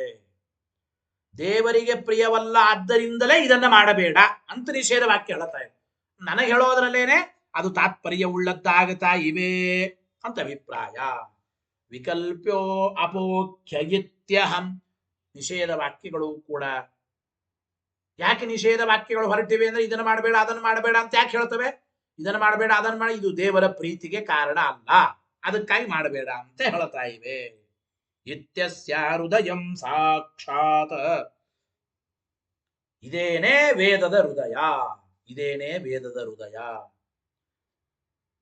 ನಾನ್ಯೋ ಮದ್ವೇದ ಕಶ್ಚನ, ನನ್ನನ್ನು ಬಿಟ್ಟು ಕೃಷ್ಣ ಪರಮಾತ್ಮ ಹೇಳ್ತಾ ಇದ್ದಾನಲ್ಲಿ ಉದ್ಧವರಿಗೆ, ಉದ್ಧವರೇ ನಾನ್ಯೋ ಮದ್ವೇದ ಕಶ್ಚನ, ನನ್ನನ್ನು ಬಿಟ್ಟು ಇತರ ಯಾರು ಈ ವೇದ ವಾಕ್ಯಗಳಿಂದ ತಿಳಿಯತಕ್ಕಂಥವರಲ್ಲ. ಗೊತ್ತಾಯಿತೋ ಇಲ್ಲೋ? ಕಶ್ಚನ ಅನ್ಯಃ ನ, ಇನ್ನೊಬ್ಬರು ಯಾರು ಈ ವೇದ ವಾಕ್ಯಗಳಿಂದ ತಿಳಿಯಲ್ಪಡೋ ವಸ್ತುಗಳಲ್ಲ. ಈ ವೇದ ವಾಕ್ಯಗಳಿಂದ ವಿಧಿರೂಪವಾದ ವಾಕ್ಯಗಳಿರಬಹುದು, ನಿಷೇಧ ರೂಪವಾದ ವಾಕ್ಯಗಳಿರಬಹುದು, ಎಲ್ಲವೂ ಕೂಡ ನನ್ನನ್ನು ತಿಳಿಸಿಕೊಡ್ತಕ್ಕಂತಹ ವಾಕ್ಯಗಳೇ ಉಂಟು ವೇದಗಳಲ್ಲಿ ಅಂತ ಆಚಾರ್ಯರು ಭಾಗವತದ ವಿಚಾರವನ್ನು ಹೇಳಿದರು. ಕೃಷ್ಣ ಪರಮಾತ್ಮ ಹೇಳಿದ ವಿಚಾರವೇ. ಈ ಶ್ಲೋಕಕ್ಕೇನೆ ವಿವರಣೆ ಬರೀತಾರೆ ಟೀಕಾಕೃತ್ಪಾದರು ಕೊನೆಗೆ ಸಮನ್ವಯಾಧಿಕರಣದ ಮುಕ್ತಾಯ ನೋಡಿ. ಕರ್ಮ ವಿಧಾತ್ರಿ ಶ್ರುತಿರಪಿ, ಕರ್ಮವನ್ನು ಹೇಳುವ ಶ್ರುತಿನೂ ಕೂಡ ಮಾಂ ಪ್ರತ್ಯೇವ ತತ್ವಿಧತ್ತೆ, ಆ ಕರ್ಮವನ್ನು ವಿಧಾನ ಮಾಡೋದು ನನಗಾಗಿ, ವಿಷ್ಣು ಪ್ರೀತಿಗಾಗೇನೆ ಈ ಸತ್ಕರ್ಮ ಮಾಡು ಅಂತೆ ವೇದವಾಕ್ಯ ಹೇಳ್ತಾ ಇದೆ. ನನ್ನನ್ನು ಕುರಿತು ಹೇಳದಂಗಾಯ್ತು. ಸರಿ, ಇಂದ್ರಾದಿಗಳನ್ನ ಕುರಿತು ಹೇಳ್ತವಲ್ಲ, ಇಂದ್ರಾದಿ ದೇವತೆಗಳ ಶಬ್ದಗಳು ಉಂಟಲ್ಲ ಅಲ್ಲಿ ಅಂದ್ರೆ ಇಂದ್ರಾದ್ಯ ವಿಧಾತ್ರೀಚ, ಇಂದ್ರಾದಿಗಳನ್ನು ಹೇಳಿಕೊಡ್ತಕ್ಕಂಥ ವೇದವಾಕ್ಯಗಳು ಕೂಡ, ಇಂದ್ರಾದಿ ದೇವತೆಗಳನ್ನು ಹೇಳಿಕೊಡ್ತಕ್ಕಂಥ ಶಬ್ದಗಳು ಕೂಡ ಮಾಮ ವಿಧತ್ತೆ, ನನ್ನನ್ನೇ ಹೇಳ್ತಾ ಇವೆ ಎಂಬ ಮಾತನ್ನು ತಿಳಿಸಿಕೊಡ್ತಾ ಇದ್ದಾರೆ. ಅಂದ್ರೆ ರೂಢಿ ಮತ್ತು ಯೋಗದಿಂದ ಇಂದ್ರಾದಿಗಳನ್ನು ಹೇಳಿಕೊಡ್ತಕ್ಕಂಥ ಶ್ರುತಿಯು ಕೂಡ ಮಹಾಯೋಗಿ ಮಹಾಯೋಗ. ಈಗ ಕೆಲವು ಇಂದ್ರಾದಿ ಶಬ್ದಗಳಿವೆ. ಯೌಗಿಕವಾಗಿ ಪುರಂದರ, ಆ ಪೋಸ್ಟ್ ಅಲ್ಲಿ ಇದ್ದವನು ಪುರಂದರನ್ನು ಹೇಳಿಕೊಡ್ತದೆ. ಐಶ್ವರ್ಯ ಉಳ್ಳವನು ಇಂದ್ರ. ಗೊತ್ತಾಯಿತೋ ಇಲ್ಲ? ಯೋಗದಿಂದ. ರೂಢಿಯಿಂದಲೂ ಕೂಡ ಇಂದ್ರ ಅಂದ್ರೆ ಆ ಸೀಟಲ್ಲಿ ಇದ್ದವನೇ ಪುರಂದರ. ಹಿಂಗೆ ರೂಢಿ ಮತ್ತು ಯೋಗದಿಂದ ಇಂದ್ರಾದಿಗಳನ್ನು ಹೇಳಿಕೊಡ್ತಕ್ಕಂಥ ಶ್ರುತಿಗಳು ಉಂಟು. ವಿಷ್ಣುವಿನನ್ನು ಇವು ಹೇಗೆ ಹೇಳಿಕೊಡ್ತವೆ ನೋಡಿ. ರೂಢಿ ಯೋಗಗಳಿಂದ ಇಂದ್ರಾದಿಗಳನ್ನ ಹೇಳಿಕೊಡೋ ವೇದ ಮಂತ್ರಗಳು ಕೂಡ ಮಹಾಯೋಗ ಮತ್ತು ವಿದ್ವದ್ರೂಢಿಗಳಿಂದ ನನ್ನನ್ನೇ ಹೇಳ್ತಾ ಇವೆ ಅಂದ ಕೃಷ್ಣ. ಈ ಬರೇ ಹೊರಗಿನ ರೂಢಿಯದ ಅಜ್ಞ ರೂಢಿ, ವಿದ್ವದ್ರೂಢಿ ಎಲ್ಲ ವೇದವಾಕ್ಯಗಳಿಗೆ ವಿಷ್ಣುವಿನಲ್ಲೇ ಇದೆ. ಮತ್ತು ಯೌಗಿಕವಾದ ಅರ್ಥ ಇಂದ್ರಾದಿಗಳಲ್ಲಿ ಇರಬಹುದು, ಮಹಾಯೋಗ ಅದು ವಿಷ್ಣುವಿನಲ್ಲೇ ಇದೆ. ಆದ್ದರಿಂದ ವಿಷ್ಣುವಿನನ್ನೇ ತಿಳಿಸಿಕೊಡುತ್ತವೆ. ಚತ್ವಾರಿವಾಕ ಇತ್ಯಾದಿ ಶ್ರುತ್ಯ ಅಹಂ ವಿವಿಧ ರೂಪತ್ವೇನ ಕಲ್ಪ್ಯ ವಿಕಲ್ಪ್ಯ ಅಂತ ಶಬ್ದ ಇದೆ ಭಾಗವತ. ವಿಕಲ್ಪ್ಯ ಅಂದ್ರೆ ಏನಪ್ಪ? ಚತ್ವಾರಿವಾಕ್ ಅಂತ ಒಂದು ಶ್ರುತಿ ಇದೆ. ಈ ಶ್ರುತಿಯಲ್ಲಿ ಅನಿರುದ್ಧ ಪ್ರದ್ಯುಮ್ನ ಸಂಕರ್ಷಣ ವಾಸುದೇವ ನಾರಾಯಣ ಅಂತ ಬಹುರೂಪಗಳನ್ನ ತಿಳಿಸಿಕೊಡ್ತಾರೆ. ಅನಿರುದ್ಧ ಪ್ರದ್ಯುಮ್ನ ಸಂಕರ್ಷಣ ವಾಸುದೇವ 4. ಚತ್ವಾರಿವಾಕ್ ಎಂಬ ಶ್ರುತಿಯಲ್ಲಿ ವಾಸುದೇವ ಸಂಕರ್ಷಣ ಅನಿರುದ್ಧ ಪ್ರದ್ಯುಮ್ನ ಬಹುರೂಪಗಳಿಂದ ನಾನೇ ತಿಳಿಯಲ್ಪಡ್ತಾ ಇದ್ದೇನೆ ಅಂತ ಅರ್ಥ. ವಿಕಲ್ಪ್ಯ ಎಂಬ ಶಬ್ದಕ್ಕೆ ಅಪೋಖ್ಯ ಇತ್ಯಹಂ ಅದಕ್ಕೇನಪ್ಪ ಅರ್ಥ? ನಸುರಾಂ ಪಿಬೇತ್ ಇತ್ಯಾದಿ ಶ್ರುತ್ಯ ನಿಷೇಧ ವಾಕ್ಯಗಳು ದೇವರನ್ನು ಹೇಳಿಕೊಡ್ತವೆ ಅಂತ ಹೇಗೆ ಅರ್ಥ ಮಾಡಿಕೊಳ್ಬೇಕ್ರಿ ಅಂತಂದ್ರೆ, ಹೌದು, ನ ಸುರಾಂ ಪಿಬೇತ್ ನ ಫಲಾಂಡುಂ ಭಕ್ಷಯೀತ ನ ಗೌಹು ಪದ ಸ್ಪೃಷ್ಟವ್ಯ ಇವೆಲ್ಲ ನಿಷೇಧ ವಾಕ್ಯಗಳಿವೆ. ಇವುಗಳಿಗೆ ಏನ್ ಅರ್ಥ ಅಂತಂದ್ರೆ, ಈ ರೀತಿ ಈ ಕರ್ಮಗಳನ್ನ ಮಾಡಬೇಡ ಅಂತ ಯಾತಕ್ಕೆ ನಿಷೇಧ ಮಾಡ್ತಾ? ಇದು ದೇವರ ಅಪ್ರೀತಿಗೆ ಕಾರಣ, ಇದು ದೇವರಿಗೆ ಪ್ರಿಯಕರ ಅಲ್ಲ, ಆದ್ದರಿಂದ ಇದನ್ನ ಮಾಡಬೇಡ ಅಂತ ಅರ್ಥ. ನಸುರಾಂ ಪಿಬೇತ್ ಇತ್ಯಾದಿ ಶ್ರುತ್ಯ ಅಹಮೇವ ಅಪ್ರಿಯಾತ್ ಅಪೋಖ್ಯ. ನಸುರಾಂ ಪಿಬೇತ್ ಮೊದಲಾದ ನಿಷೇಧವನ್ನು ಹೇಳುವ ಶ್ರುತಿ ವಾಕ್ಯಗಳು ಕೂಡ ಇವು ನನ್ನ ಪ್ರೀತಿಗೆ ಕಾರಣ ಅಲ್ಲ, ಆದ್ದರಿಂದ ಮಾಡಬೇಡಿ ಅಂತ ಸುರಾಪಾನಾದಿಗಳನ್ನು ನಿಷೇಧ ಮಾಡ್ತಾ ಇವೆ. ಈ ರೀತಿ ಆ ಶ್ರುತಿಯ ಅಭಿಪ್ರಾಯ ನಾನೇ ತಿಳಿದಿದ್ದೇನೆ. ಇತ್ಯಸ್ಯ ಹೃದಯಂ ಸಾಕ್ಷಾತ್ ಅಂದ್ರೆ ಅಸ್ಯಾಹ ಶ್ರುತೇ ಹೃದಯಂ ಅಹಮೇವ ಸಾಕ್ಷಾತ್ ವೇದ. ಮದನ್ಯ ನನ್ನಿಂದ ಭಿನ್ನನಾದ ಕಶ್ಚನ ನ ಅನ್ಯ, ಬೇರೆ ಯಾರು ನನ್ನಿಂದ ಭಿನ್ನರಾದವರು ಯಾರು ನಿಜವಾದ ಆ ವೇದದ ಮರ್ಮವನ್ನ ಹೃದಯವನ್ನ ತಿಳಿದಿಲ್ಲ ಅಂತ ದೇವರೇ ಹೇಳ್ತಾ ಇದ್ದಾನೆ ನೋಡಿ. ಏವಂ ಭೂತಾಯಾಹ ಅಸ್ಯಾಹ ಶ್ರುತೇ, ಈ ರೀತಿಯಾದ ವಿಧಿ ನಿಷೇಧ ರೂಪವಾದ ಈ ಶ್ರುತಿ ವಾಕ್ಯಗಳಿಗೆ ಇತಿ ಅಭಿಪ್ರಾಯಂ, ಈ ರೀತಿಯಾದ ಹಿಂಗೆ ಅಭಿಪ್ರಾಯ ಇದೆ ಎಂಬುದನ್ನ ಅಹಮೇವ ವೇದ ನಾನೇ ತಿಳಿದಿದ್ದೇನೆ. ನಾನ್ಯೋ ಮದ್ವೇದ ಕಶ್ಚನ, ನನ್ನನ್ನು ಬಿಟ್ಟು ಬೇರೆ ಯಾರೂ ತಿಳಿದಿಲ್ಲ. ನ ಮತ್ತಃ ಅನ್ಯ ಇತ್ಯರ್ಥ, ನನ್ನಿಂದ ಭಿನ್ನನಾದ ಇನ್ನೊಬ್ಬ ವ್ಯಕ್ತಿ ಸರಿಯಾಗಿ ವೇದಾರ್ಥವನ್ನು ತಿಳಿದಿಲ್ಲ, ದೇವರೇ ಅಂತ ಇದ್ದಾನೆ.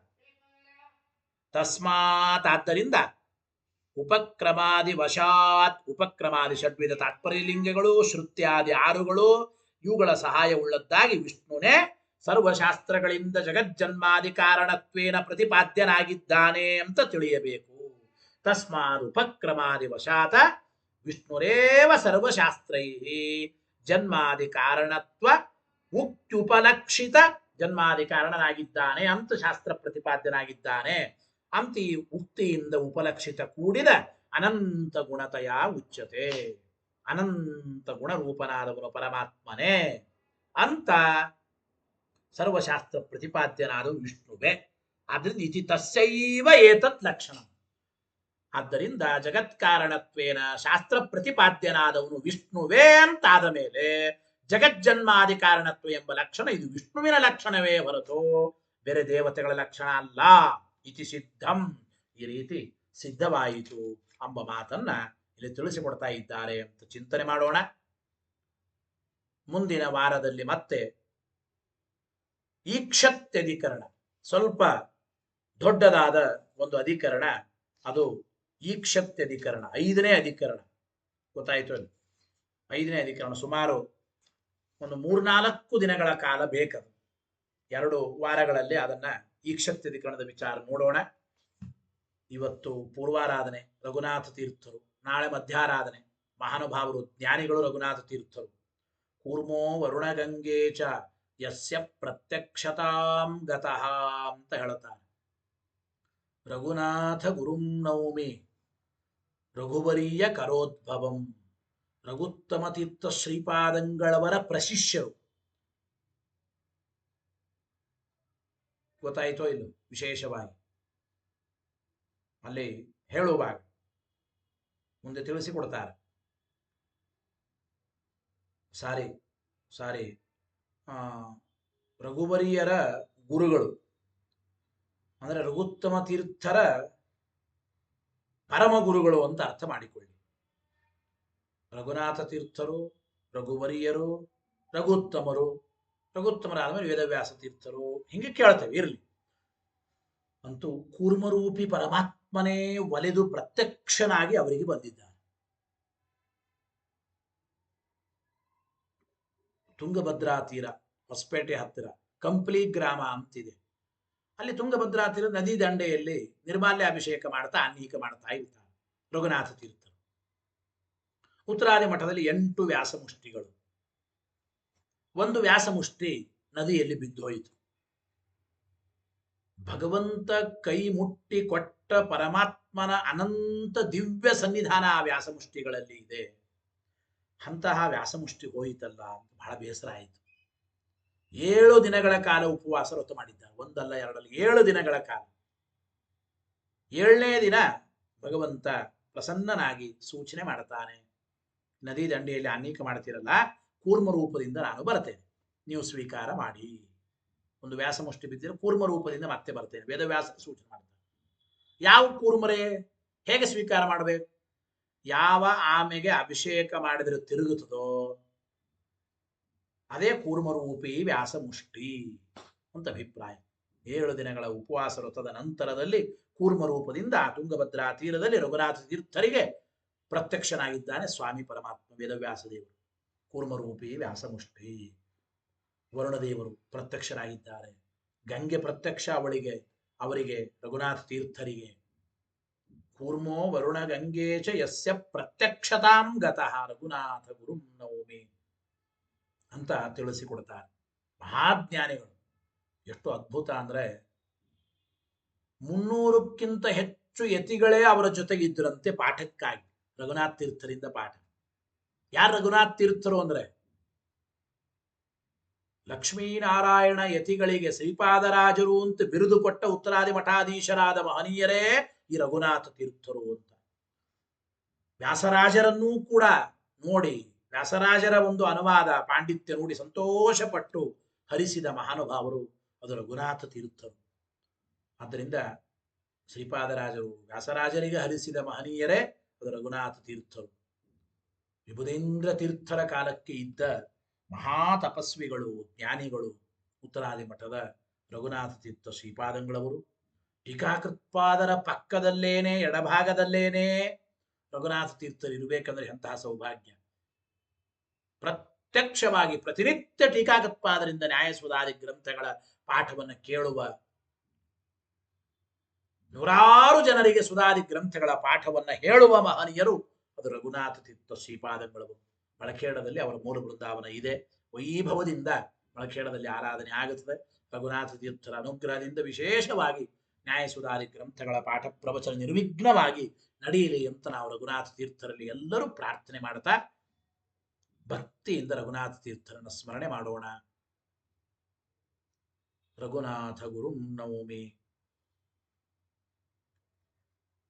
ತಿಳಿಸ್ತಾರೆ. ಕೂರ್ಮೋ ವರುಣ ಗಂಗೆ ಜಯಸ್ಯ ಪ್ರತ್ಯಕ್ಷತಾಂ ಗತಾಃ. ರಘುನಾಥ ತೀರ್ಥ ಗುರುಭ್ಯೋ ನಮಃ. ನಾಳೆ ಪ್ರತಿಪದ ಪಾಠ ಇರೋದಿಲ್ಲ. ನಾಡದ್ದು ಮತ್ತೆ ಮಂಗಳವಾರ ನೇರವಾಗಿ ಶ್ರೀಮಠದಲ್ಲಿ ಪಾಠ ಇದೆ ಅಂತ ಆಚಾರ್ಯ ಹೇಳಿದ್ದಾರೆ. ನಾಡದ್ದು ನೇರವಾಗಿ ಶ್ರೀಮಠದಲ್ಲಿ 4:15 ಎಲ್ಲರೂ ಮಠಕ್ಕೆ ಬರಬೇಕು ಅಂತ ವಿಜ್ಞಾಪನೆ ಮಾಡ್ತಾ ಹರಯೇ ನಮಃ. ಮಧ್ವೇಶಾರ್ಪಣಮಸ್ತು.